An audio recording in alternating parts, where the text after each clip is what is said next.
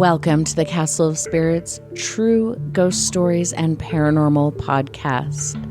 I am your ghost keeper, Jane. And I'm the ghost keeper, Vince. And together we are the Ghostkeepers. The Ghostkeepers. And a house by you, as the kids say these days. What does that mean? I don't know. You'll have to ask Rod Serling. Is he a kid these days? Is he? Once upon a time. Okay. Once upon a time. All right. If you happen to hear a sound like a woodsman cutting down a forest of old growth trees, it's just the castle pooch snoring away. Snoring like a log. Snoring like a log. I actually read that in a story today while I was looking for stories to read. Fun stuff. Snoring like a log. I was like, that's logs don't do that. And for bonus points, you can actually go to castleofspirits.com, search Snoring Like a Log, and you'll actually find the story because we've got an awesome database of 4,600 true ghost stories that you can search with a keyword and any kind of manner search parameters that you would like. Yep. And speaking of castleofspirits.com, that's where you've stumbled upon. This is the castle, and we're the ghost keepers. The castle is filled with spirits, hence it's called the Castle of Spirits. That's why it's called the Castle of Spirits. Yeah, this it's is not great. Filled with tomatoes. Would that it were. Gross. Ew. We could have Tomato Fest in here. I would not like Tomato Fest in here. Oktoberfest sounds more fun. It does. So speaking of which, earlier today, Vince and I took our dog, Freya, she's listening. So we took her for a WALK to the cemetery nearby our house, which is not actually, it's not actually a joke. We do actually take her for WALK in the cemetery by our house. And it was such a beautiful morning, and it was chilly, and it felt like fall. And even though as we're recording this, it's still August, but we got into a conversation about why does it feel so exciting? Like, why do you think fall feels so exciting? So we tried to explain the feeling that each of us had about anticipating fall. And for me, it is an all-encompassing fear of breaking a hip, because when you get to a certain age, fall means bad things. It means the ground rushing up. No, Vince, autumn. Oh, yeah, no. I forgot the conversation we had. Because you're old. Because the ground rushed up to me. But yeah, no, the feeling of autumn, the arrival of autumn, not just the leaves, not just the scary movies and stuff like that, but there is an actual perception of a change in the atmosphere. And I'm not talking about the weather. Yeah, it's beyond the weather, because the weather hasn't changed here yet. It was chilly this morning, but it was 104 yesterday afternoon. So that's not very autumnal. Indeed, it isn't. It's got to have something to do with the fact that in the autumn, not only do the leaves change, but in our society, Western civilization sees that time of year as the spooky season, right? It's been that way for I don't know how long, at least a couple of years. At least a month or two. Yeah. But, it got me thinking of what happens on the other side of the world, in Australia, where they're just now coming out of winter into spring. So, and I know that people who celebrate Christmas, the holidays down there, they do it in the heat of summer. So they're already kind of topsy-turvy in the good down under. But I am very curious, because this castle was built. The website, Castle of Spirits, was founded by Rowena Gilbert in Australia. Ooh, the conversation came full circle. Exactly. And here we are, a couple of crazy misfit ghost keepers on the other side of the world, tending to the castle. And there are things about it we don't understand. But tell me, what was it you were saying about... We were talking about autumn, not the Castle of Spirits. But I was saying, for me, it's kind of a chicken and an egg question. Do I feel the spookiness and the anticipation of kind of a otherworldly time because Halloween is coming? Or does Halloween exist because, Halloween and other traditions like that in this time, do they exist because people all over the world felt kind of this thinning between our realm and the spirit realm? And so that's why they developed traditions like Halloween and and things like that at this time of year. So even though I kind of feel like that's what it is, that there's some kind of mystical thinning of the veil, if you will, because even though it doesn't feel like fall, it's been so hot, I still have had these moments where I'm like, it feels like fall. I don't know what about it, but it feels like fall. And I just am so anticipating everything spooky. And it feels like this morning when we were at the cemetery, I'm like, at any moment we could see a ghost. We could experience something otherworldly. It just feels like there's this closeness to the spirit realm that we don't have throughout the year. So anyway, that was our thoughts today about the approaching season. If you have thoughts on what makes Halloween spooky, Me? or, them. Okay, yeah.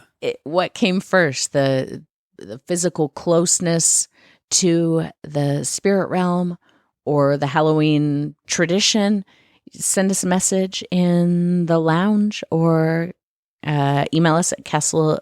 Nope. What's our email address? I have no idea what our email address is. cosghostkeepers@gmail.com. That's the one. Yeah, it's a good question. Which came first, the season or the gourd? Wow, the season or the gourd. Send us your theories and your thoughts, and maybe we'll read it on our next episode. Just make sure that it makes sense, because I already have trouble making sense out of many things. Oh, boy. But I didn't have any trouble making sense of some of the stories that we decided to read tonight. We've got some good ones. As we mentioned, castleofspirits.com, there's 4,605, I think, true ghost stories submitted by website visitors that date back over the last 26 years, man, all the way back to 1997. Yep. And we're fortunate enough to have been given the keys to this castle. And in the library, oh man, there's all kinds of crazy stuff in there. And so what we're doing is we're kind of bringing this experience full circle. Back in the early 2000s, Jane and I used to visit castleofspirits.com late at night when we didn't have cable, living on our one-bedroom apartment, and trying to freak each other out by reading ghost stories from Castle of Spirits to each other. Now we get to do that into a microphone and hopefully scare the shit out of you. Yeah. And ourselves in the process. Yeah. And the sun is going down. It's getting kind of dark in here. We've got our ambient lighting going and our pumpkin pie scented candle, because I don't care that most people think that it's too early for that.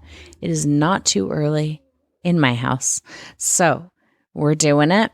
And we have each picked out a couple of stories that I think that my stories that I picked, Vince, are going to scare you. Really? Mm-hmm. Well, they're good. Well, I will then bring it on. All right. And while you read, I'll just sit here and just keep it real. No, you have to read. Absolutely not. Why? It's you. Why me? It's all you. Why is it always you? me? You are the show. I'm just here to listen to your voice. That's all. Nobody wants to hear my voice. Come on. I do. Guys, let's hear it. Really. I got some good stories. I got some good stories, but we don't want to chase the listeners away just yet. All right, fine. So let's listen to the dulcet tones of Jane, the Castle of Spirits ghost keeper. And she Freya, tells the a story dog, trying to overcome the sounds of our snoring beast, who looks a lot like... She looks like Zero from Nightmare Before Christmas, like a pit bull version of Zero. Yeah. So picture that. Throw on some Caretaker music. You can find it on YouTube. Oh, yeah, do. Yes, Caretaker would be great music. The Caretaker. All right, my first story is called A Place of Sickness, and it was submitted by Anna in Missouri, USA, in December of 2011. I moved back to Missouri and began renting a house with a good friend in early October of this year, 2011. There are only two of us. We're both young females. About a week before Halloween, we began hearing inexplicable noises, scratching sounds inside of my bedroom walls, knocking at the doors and windows at all hours of the night, thumping like heavy footsteps in the living area, etc. At first, I figured it was just mice, unruly children, and a shifting house, respectively. I tend to find logical explanations for those kinds of occurrences. A couple of days afterward, both my friend and I began to feel irritable and lethargic almost all of the time. Due to most of the noises coming from the front of the house and making it difficult for me to sleep, we began to sleep in the same bedroom at the back of the house. That is when things began to go downhill quickly. Oh, God. Here it comes. Within the next 3.5 days, we went from lethargic to barely able to keep our eyes open at any time. I began to get sick. It started out as a simple sore throat and progressed to the point that I was coughing up blood. During this time, there were several things that I saw that I cannot explain to this day. The first was a shadow in the living room in the middle of the night. It was that of a lanky, hunched man. He walked out of the beam of the street lamp and seemed to be gone. The second was the outline of the form of a medium-sized fluffy dog sitting in our sink. My guess was an Akita or a Chow Chow. We don't have any dogs. The third occurrence was the appearance of 2 wet footprints leading from the door of the bathroom next to our room to the front of the house. Both of us wear US size 8 women's shoes. These footprints look to be approximately a men's size 15 or bigger. The disturbances were really problematic all the way through Halloween and the beginning of November, but they're beginning to settle down. I hope they stay that way. So again, thank you to Anna in Missouri in December of 2011. Oh my God, that is so chilling. My first thoughts was carbon monoxide leak. I thought they needed to get their house checked for radon poisoning. But, radon, yeah.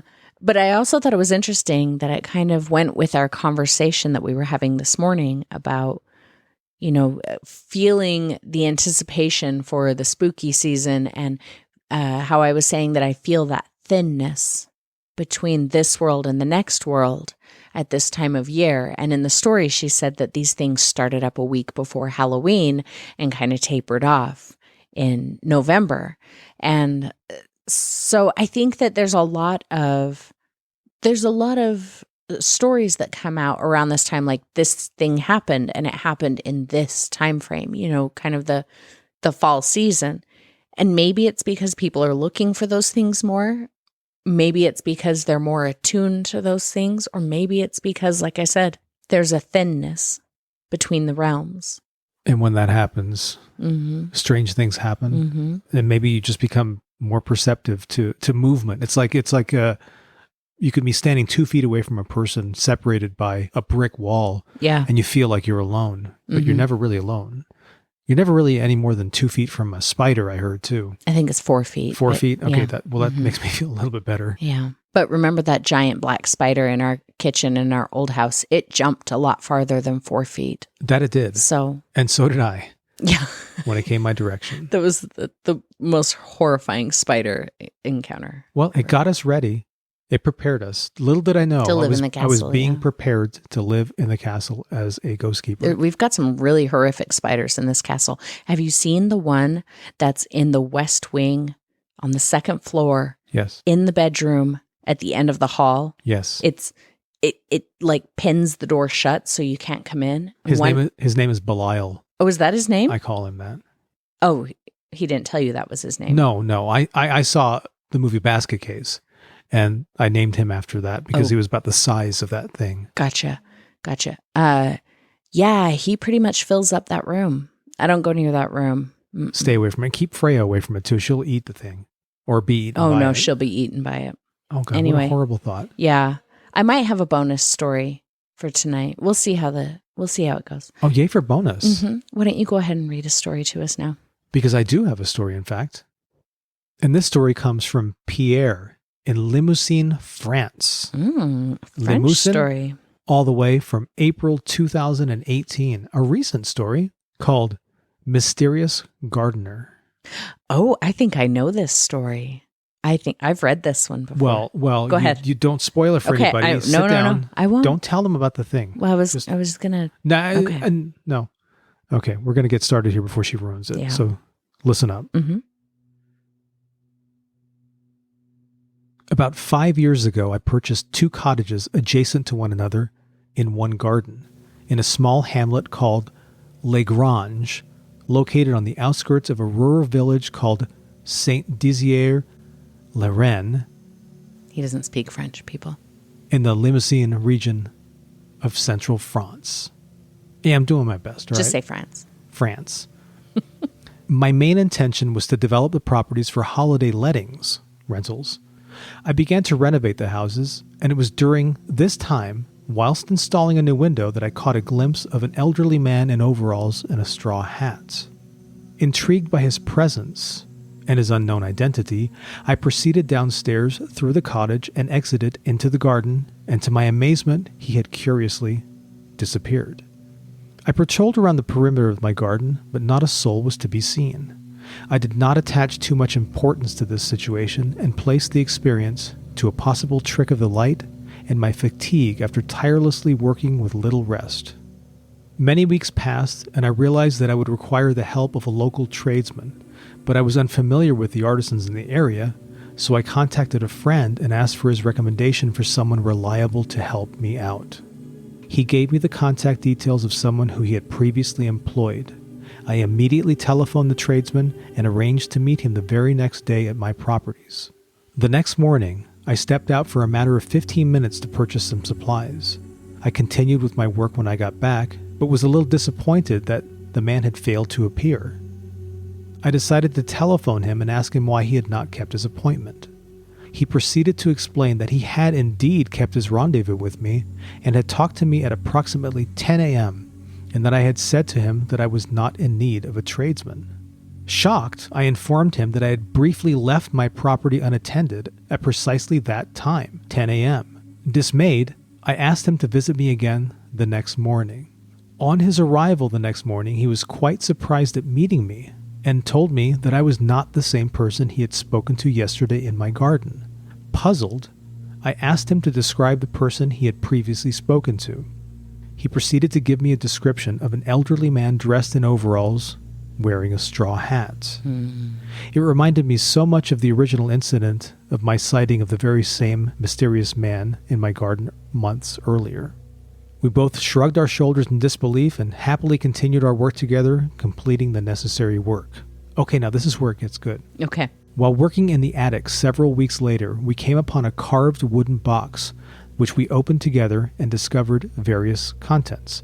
To our amazement, we found a straw hat and a sepia photograph of an elderly gentleman identical to the man that we had both seen on different occasions. On the reverse side of the image was an inscription bearing the date 1899. Upon this realization, we both felt a cold chill that we had witnessed the apparition of a ghost. On completion of the holiday accommodation, I displayed the straw hat in one of the cottages as an appeasement to the mysterious Gardner. The holiday letting has been very successful, but on many occasions my guests have informed me that they have seen and spoken to this elderly gentleman tending to the garden. I love that story. That was from Pierre in France from April 2018, Mysterious Gardner. It's a very good story. I've read that story several times. I like it a lot. Okay, so I didn't scare you then. It does, yeah. It's totally scary. The scariest part of it to me is where the guy shows up for the appointment and he's completely dismissed. And the guy's just like, yeah, you didn't need me. And then when he meets him, he's like, oh, you're not who I talked to. It kind of sounds like an urban legend. It sounds like a movie to me. Like, yeah. I would totally watch a movie where that was the storyline. I would, however, insist on maybe a big explosion at the end of the movie to make it more exciting. But it ends with him letting out the little cottages to holidayers. Not anymore. It's going to end in a big explosion. A little Rance Howard from Ed Wood for you there. Deep reference. It's a deep reference. If you haven't seen Ed Wood, for shame. We'll put it in the lounge. You should go check it out. Or not in the lounge, in the attic. Everybody's seen Ed Wood. No, I don't think everybody has seen Ed Wood. But if you go to the attic, castleofspirits.com/attic, that's kind of where we put, how people do in attics. They put things up there that, that they want to keep, but can't have just laying around everywhere. So up in the attic, that's where we store all of our books and movies and music recommendations for you guys. So you can go check out a lot of these things that we talk about. If you need a good movie recommendation, head to our attic. We don't have a lot of books in there right now, but yeah, we need to we've got a little bit of music. We've actually got a couple of, we have one book that is Castle of Spirits themed. Oh, yes. This was something that was compiled and put together and published by Don, who was the previous caretaker of the castle before we were appointed the Ghostkeepers. Exactly. And it's a bunch of really cool stories that actually never made it onto the Castle of Spirits website because they were submitted by readers of the castle, right? Right. But they were never published. And they were lost. And so he decided to bind them together in a book. And we have a link to that, as well as a couple other really cool, spooky books that may or may not have been written by myself and illustrated by Jane here.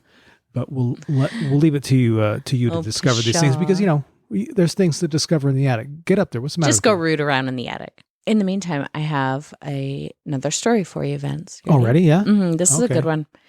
It's called The Howler in the Storm.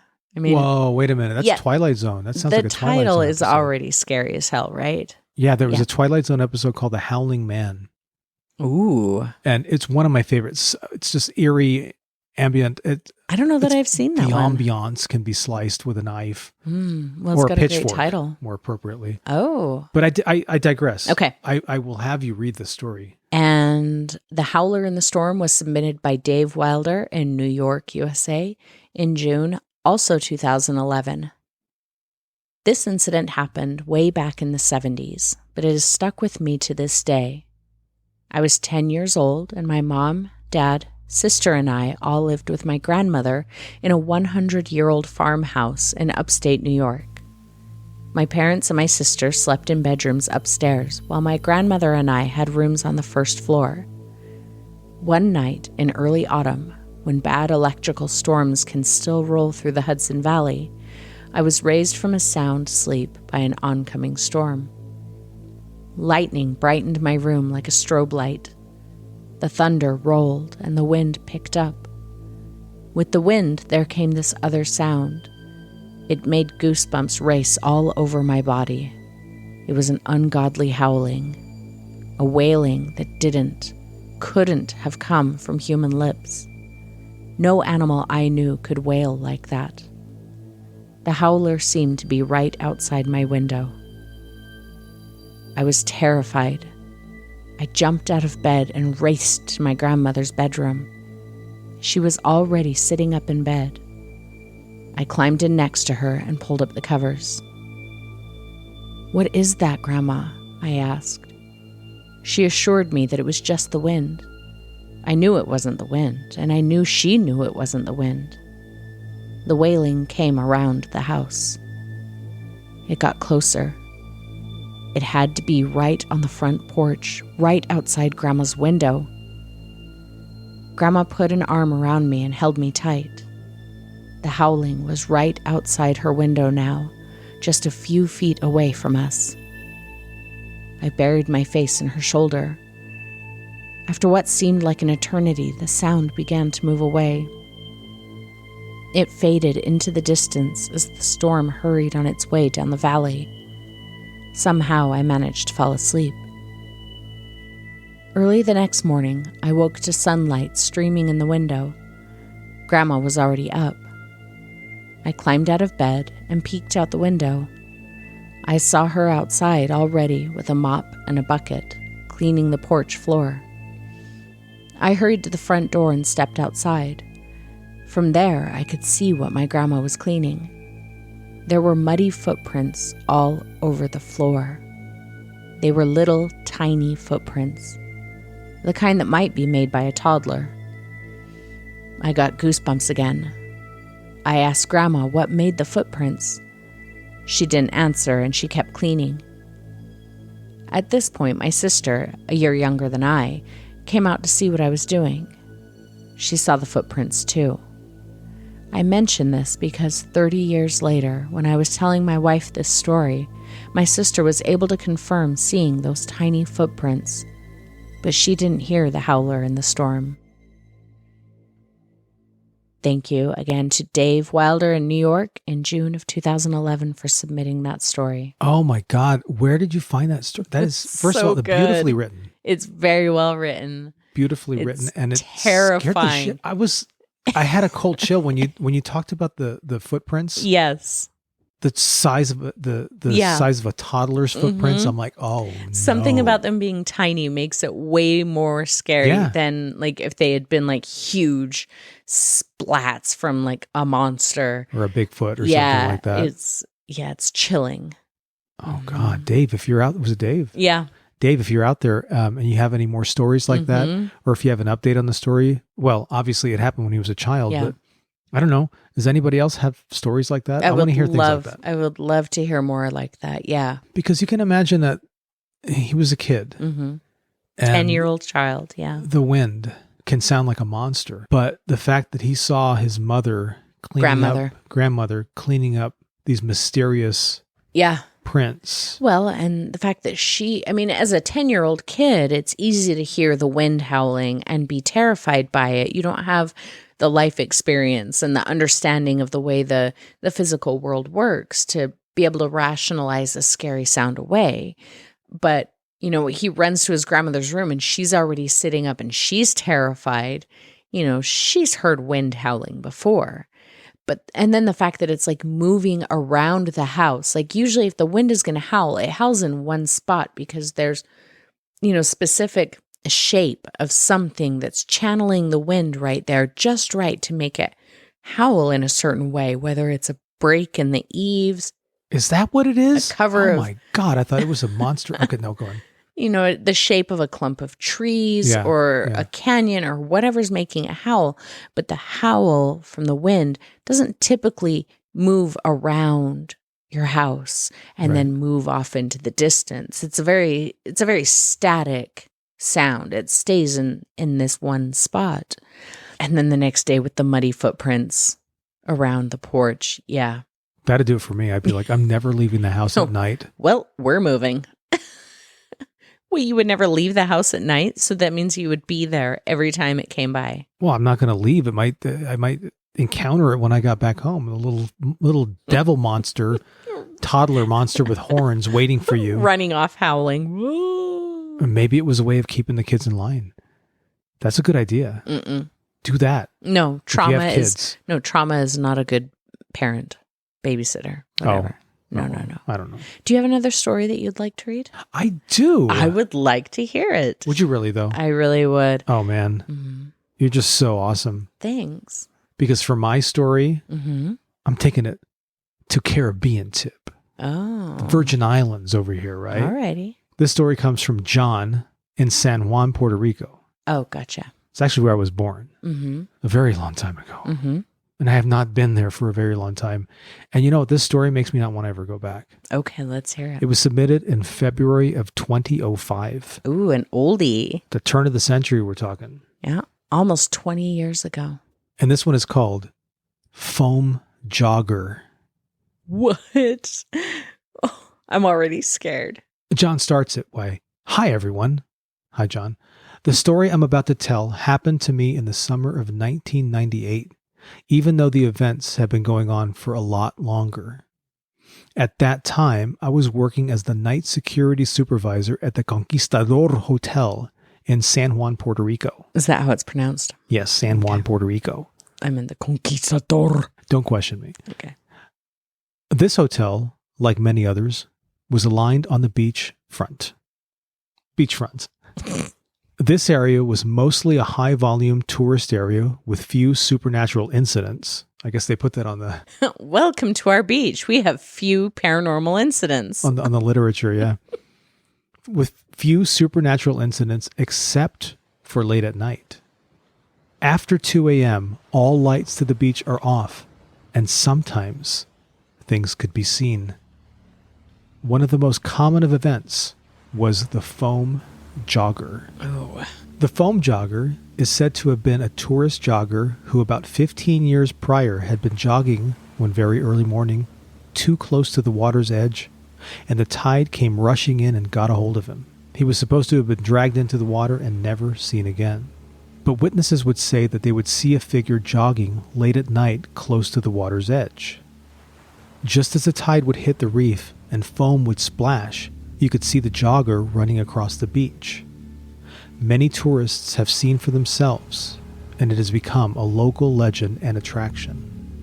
I had on 2 occasions seen it for myself from a distance from the roof of the hotel on my rounds at night, 17 floors up. I thought it was strange when I saw it, but brushed it off and carried on. Throughout the summer of '98, there was a record of high tides coming in, and with that, I had gotten many eyewitnesses claiming to have seen the jogger. The most incredible sighting I heard of was a couple of tourist skinny dippers who were out on the beach at around 3 a.m. Sounds like trouble. Brown cow. Sounds like trouble already. The girl who had seen the jogger claimed that she had exited the water and saw someone running toward her. She reacted by covering her naked parts and screaming, like you do. Like you do. But the jogger didn't slow down. He just ran at her, and as she claims, he ran straight through her. She claimed to have felt a very cold breeze come over her as it passed. That, my friends, is the story of the foam jogger from San Juan, Puerto Rico, submitted by John in February of 2005. Have you ever seen anything like this? No. No, not you. I'm talking to them. But no, have you? I haven't seen anything like this either. The closest thing that I came to seeing something like that. Oh, let's hear it. Let's hear it. I was at the cemetery where we take Freya for WALK. And there's no foam there, though. No, there's not. But you know how that cemetery has like the newer area that's all flat. Yeah. And then it's got the old area with the stand-up graves and there's that little mausoleum and, you know, the creepy side of the cemetery that we really like. The beautiful side. Yeah. So I was there in the middle of the day with a friend and I think we were walking and we turned and looked down this road. There's this road that we really like to walk on. It's a very, very narrow road. Like you can drive your car on it, but it's lined with trees. And it's so narrow and the trees are so big and so up against the road that when you drive your car down it, you go really slow so that you make sure you don't hit these trees. It's such a narrow road. It was the kind of road that was probably made for horse and carriage at the time. Yeah, it probably was. And it was probably dirt until the 50s or whatever. But anyway, so I had looked up that road and all of a sudden I saw something that looked, again, it was broad daylight. It looked like a see-through white figure was kind of flipping a blanket in the air, like to cover something, you know what I mean? And like my heart just sped up. I kind of jumped. I was like, oh, what was that? And not to ruin the story or anything, but it was a sprinkler. Oh, come on. I know. But that did happen. I was like, oh, wait, it's a sprinkler.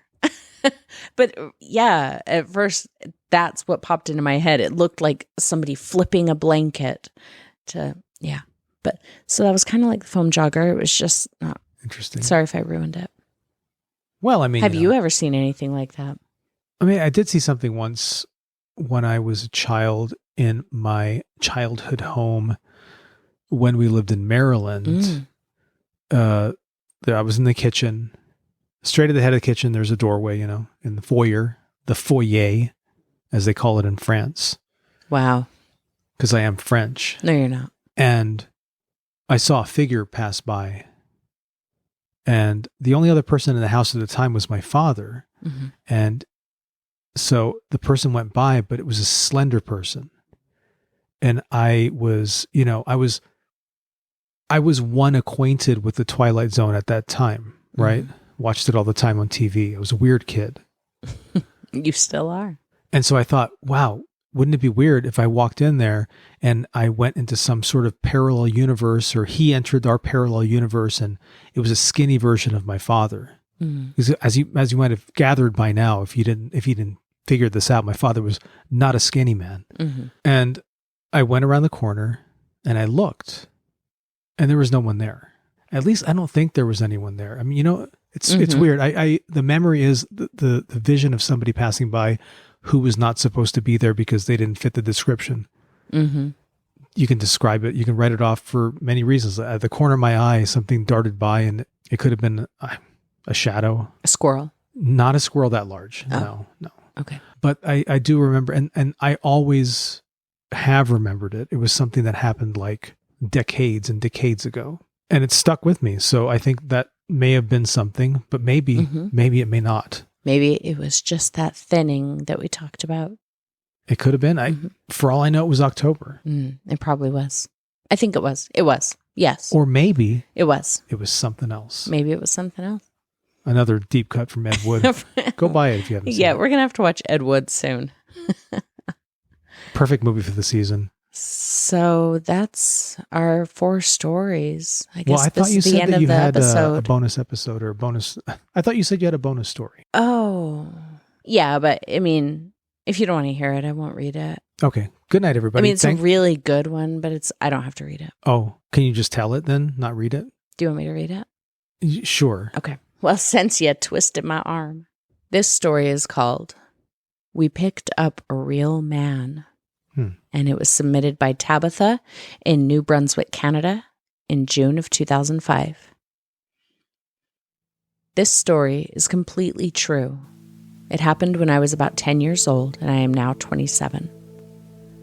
My grandfather built our house in the country himself with the help of a couple of friends, and my father just before I was born.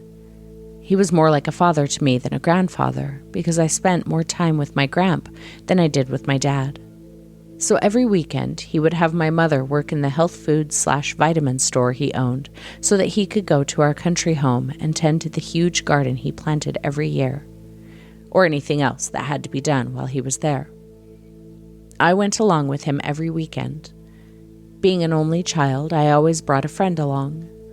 The weekend that this experience happened, I had my grandmother's friend's son with me, who was a few years older than me. There are many different routes you can take to get to our country home, one of which includes crossing the St. John River on a small ferry. There are 2 ways to go from the ferry, a paved road, the longer way, but we always took the short route down the dirt road on the left just after getting off the ferry. It was a Friday night. We were later getting up there than usual because I remember it was really dark out. Just as you turn onto the dirt road, there are airplane towers way up in a field on a hill that flash bright white lights to warn the planes of the towers. Those lights would light up the dirt road pretty well when they flashed. Once we crossed the river on the ferry, we got off and turned onto the dirt road. Not long after turning up the road, we saw a man walking into the darkness along the side of the road. My friend and I were sitting in the back seat of the van Gramp had at the time. My grandfather recognized the man and pulled over to give him a lift to his house a short way up the road. The man gladly accepted and got into the van and sat up front with my Gramps. They chatted amongst themselves while my friend and I sat back quietly and said nothing. At one point, the man turned and spoke to us. I cannot recall what he said, but as he turned to us, the light on the airplane tower flashed and lit up his face. I was really freaked out when I finally got to see what his face looked like. He looked just like the scary old spirit man dressed all in black on the movie Poltergeist. I just kept still and quiet. You know, Vince, the God is in his holy temple. Let me in. Yeah, oh exactly. My God. The guy's terrifying. Oh, God. So and he scary. picked this guy up. Yeah. He's friends with this guy. Here it comes. Oh, my God. It gets worse. We carried on, and once we reached his house not too far from where we had picked him up, he jumped out and thanked us and disappeared into his house. I remember telling my Gramp that the man was scary looking. He might have scared me, but he seemed like a very gentle and nice old fellow. I didn't get a bad vibe, really. His appearance just creeped me out. Well, we carried on to our place, to the end of the dirt road and onto pavement again. Not long after we arrived, my grandmother and her friend arrived. The two had decided to join all of us that weekend and had driven up separately in her friend's car. Once we had unpacked the groceries we had brought along, we all headed upstairs to our rooms and put our bags and suitcases away. While us two kids were in our room, I overheard a conversation my grandmother and grandfather were having in the next room over. I heard my grandfather telling my grandmother that he had given Mr. Jones a ride home. I distinctly heard her say to my grandfather, "Jean, Mr. Jones passed away about a month ago. I read his obituary in the newspaper." I then heard them discuss the fact that they would keep that to themselves and not mention it to the kids. Probably a good idea, but it was too late. I had already heard them. Oh my God. Thank you again to Tabitha in New Brunswick, Canada, for submitting that in June of 2005. Whoa. That story creeps me out so bad. That's terrifying. That's chilling. Mm-hmm. Yeah. And the fact that he looked like that old preacher guy from, it's actually Poltergeist 2. Right, I was going to say. Yeah. That guy is terrifying. Like, I don't think Poltergeist 2 is all that great of a movie, but that guy makes it worth a watch. We did digress. Yeah. But that was such a good story. Good stories like that get me digressing. Yes. And you know what? We keep talking about how we have all these stories in the Castle Library. So many stories. 4,600 and growing. But did you know that the Castle's library is infinite?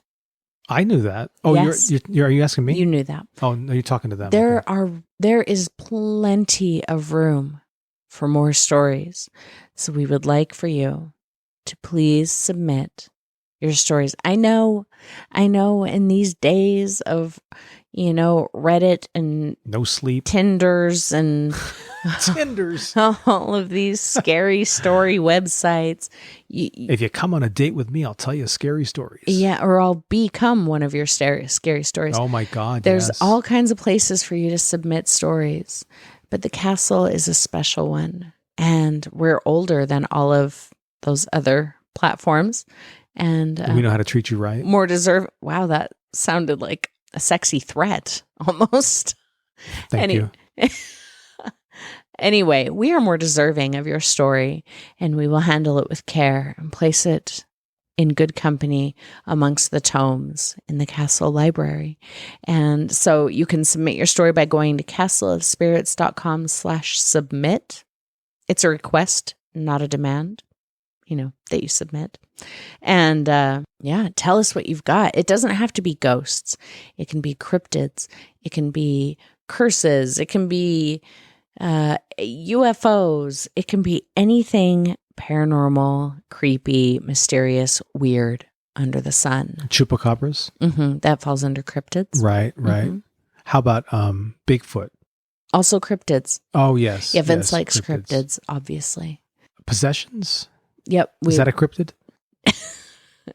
We would like possession stories as well. Feel free. I'm glad you said submit. possession stories and not possessions, because that would have been too much of an invite there. Feel free to submit all of them. You know what I feel like we're lacking right now? Oh, like a live demonstration Ouija board experience? I was going to say Ouija board stories. There are several Ouija board stories. In fact, if you go to the Castle and you search Ouija, just narrow it down just real tight. And a lot of stories come up, but we haven't had any real Ouija board stories, I feel like, submitted in a while. And we did a Ouija board episode quite a while ago that I thought was really fun. It was a special episode. Mm-hmm. I would say I would move the planchette to yes. And Vince and I have a Ouija board. And we tried it out one time. She wanted to play it the other night. She's like, we're looking at things to play, mm-hmm. and we have like, board Scrabble games, card games. We have slash mm-hmm. cards, which mm-hmm. is a really good, like a mm-hmm. slasher. It's a trivia game.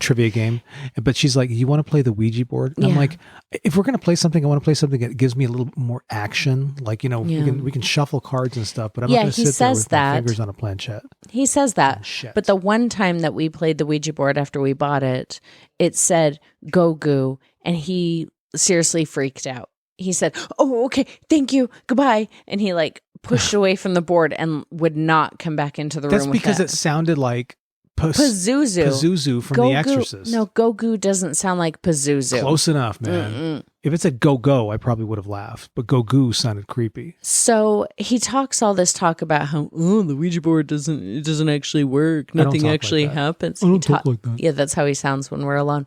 It doesn't actually do anything. The Ouija board doesn't work. That's not true. But then I'm like, let's play the Ouija board. And he's like, no, what if it says go-goo again? So, but I was kind of thinking, what if we had an episode where we played the Ouija board while we recorded an episode? There would be a lot of editing, I think. But let us know if you think that you'd like to hear a Ouija board special. Maybe we should, I don't know, maybe we should, I'm just spitballing here. Maybe we should start like a Patreon where for $2 a month, we'll just record a Ouija board session and give you the unedited version in all of its hilarity and, nothingness happening and Vince freaking out over nonsensical spellings. I would pay $2 to hear that. I would pay $2 to hear that. I definitely would. Let us know if you would. I would open up my wallet. If you would not be interested in that, fine, we won't do it, whatever. What? Look, they haven't said no yet. Let's give them an opportunity. I feel like somebody out there listening went, no, I would not pay for that. That's right. I can hear you. Anyway, all right. So, Vince, do you have anything else to say before we... Just one word of advice. Keep it... Well, that's 2 words already, right? How about a handful of words of advice? Keep it real, scary.